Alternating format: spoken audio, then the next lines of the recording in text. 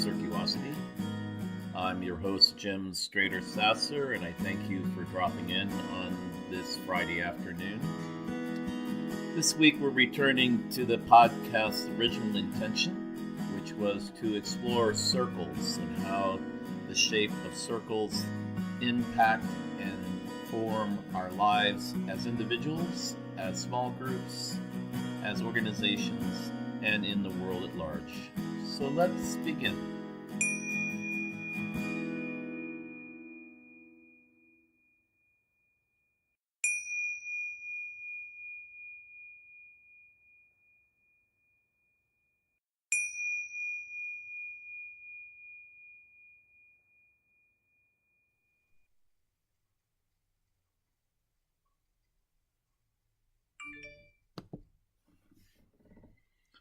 I'd like to bring us together with some lyrics from a Ysaye M Barnwell song entitled Wanting Memories.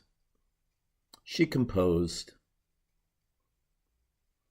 I am sitting here wanting memories to teach me, to see the beauty in the world through my own eyes.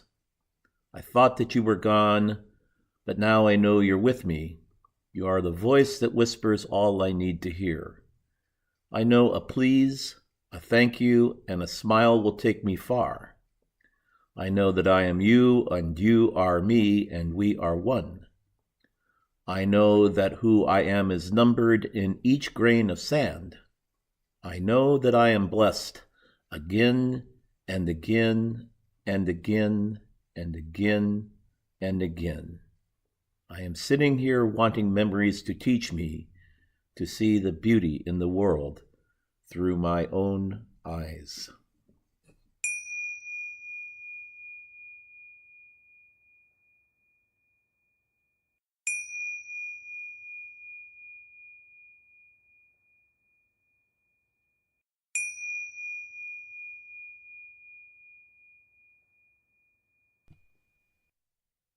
Now, listen to these beautiful lyrics as they are sung by the wonderful performance group Cantus. And I am sitting here wanting memories to teach me to see the beauty in the world through my own eyes. I thought that you were gone, but now I know you're with me. You are the voice that whispers all I need to hear. I know a please, a thank you, and a smile will take me far. I know that I am you and you are me and we are one. I know that who I am is numbered in each grain of sand. I know that I've been blessed again and over again.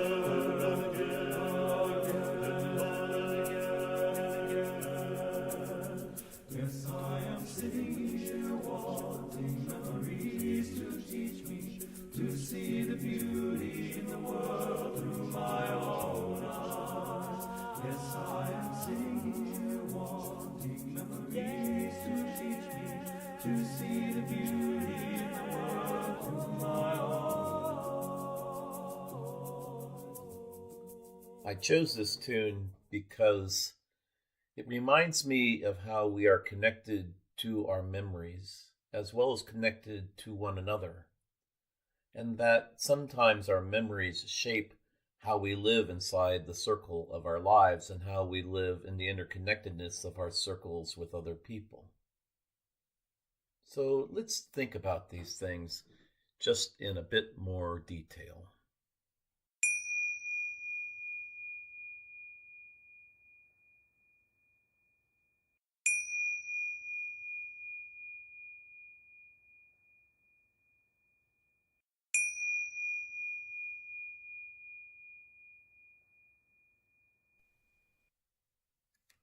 One of the reasons that I prefer to think and talk and express circles rather than lines when I think about a person's spiritual life or a community's spiritual life or their way of being with one another is because I perceive lines as being static, whereas I view circles as being dynamic. And so the concept of a dynamic circle allows us to view our lives in various forms, such as a wheel, or a well, or a sphere. And at this Easter time, I'm thinking of circles in the manner of a womb or a tomb, a place where death happens and life begins.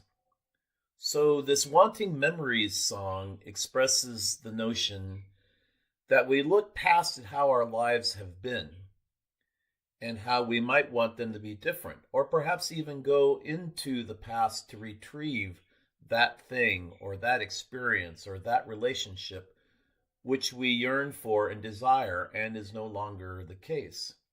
And yet, in order to live in a new way and in a new pattern, we have to let go or let something die so that something new can begin.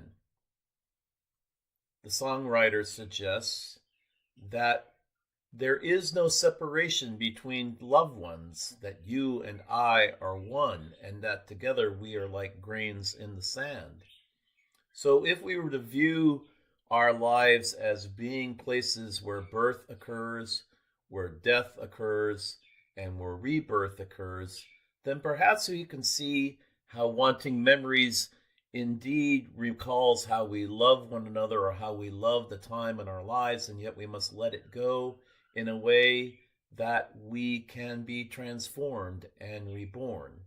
And so the circle way, which espouses that we indeed are working with one another and working with different aspects of ourselves, creates this space for memories to be present, to be loved, to be cherished, and to let go of them when they no longer serve us in the way that they might be able to if we were to allow God or our lives or experience to transform them.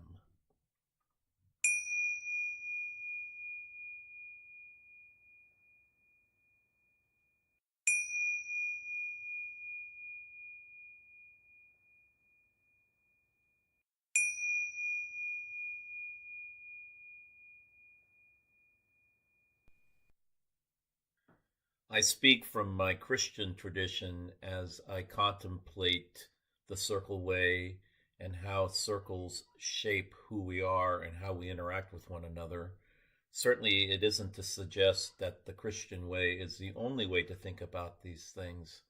But when I think about life, death, and resurrection, or order, disorder, and reorder, I understand it best in my Christian perspective, and so I offer stories from that frame of reference while honoring other frames of reference as well. In our Christian tradition, many churches this coming Sunday will tell and speak to the story of Jesus' resurrection and his encounter with Thomas, who has not seen him since he was resurrected, him being Jesus. So Thomas doubts that such a miracle can happen, demands that he must put his hands in Jesus' hands and touch the resurrected Christ in order to believe that it's true. His memories of Jesus are shaped as such, and his memories of Jesus' crucifixion are shaped as such, that he cannot possibly fathom that some sort of a horrendous death such as that one can be resurrected, can be recreated.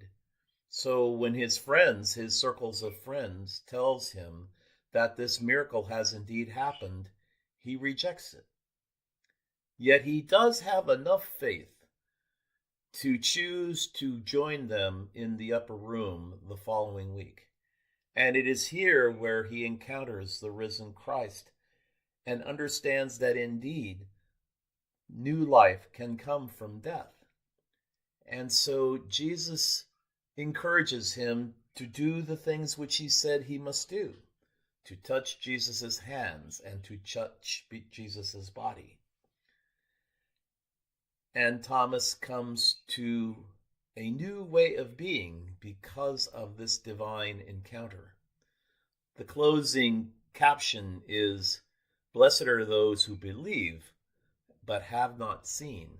And I think that is an invitation for all of us to believe that miracles will happen, and that miracles especially happen in spaces that are dynamic rather than static, and that memories of how life has been should not entrap us to how new life may become, especially in the context of death and tragedy and sorrow and grief.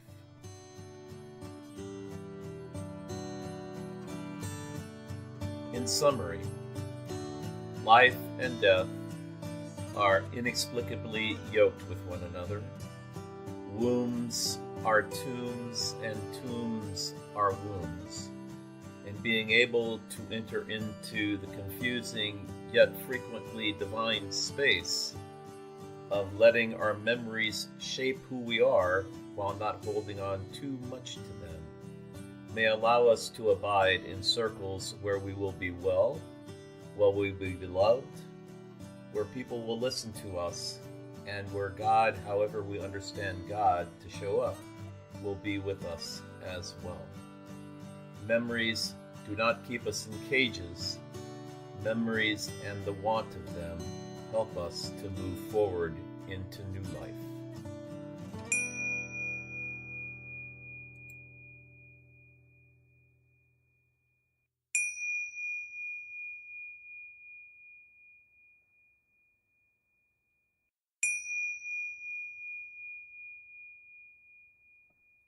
I am sitting here wanting memories to teach me, to see the beauty in the world through my own eyes.